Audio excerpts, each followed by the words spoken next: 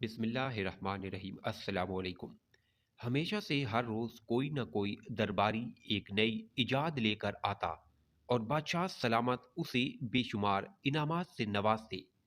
नई इजादात से दुश्मन पर हावी होने के लिए नए नए तरीके मिलते थे।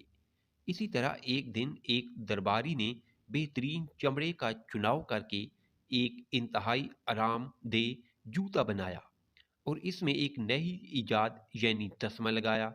कोई भी जूता पहनता तो खूब सुकून महसूस करता और तस्मा कस के बांधने से एक मजबूत और आरामदेह जूता बन जाता। बादशाह ने दरबारी को मुंह मांगा इनाम दिया। अब बादशाह सलामत ने अपने तमाम जंगजुओं को ये जूते पहना दिए। जंग हुई और ये बात साबित हो गई। मुखालिफ जूतों के तस्करे करते और तारीफें करते। मुखालिफ बादशाह ने भी नकल करके तस्मे वाले जूते बनवाए और अपनी अफवाज को पहनाए। फिर जंग हुई और मुखालिफ बादशाह की अफवाज बुरी तरह पिटी। वजह क्या थी? वजह यह थी कि मुखालिफ बादशाह ने नकल करके तस्मे तो लगाए लेकिन इनको कस के नहीं बांधा, जिसके बायस जंगजू आगे भागता और जूता पीछे रह जाता।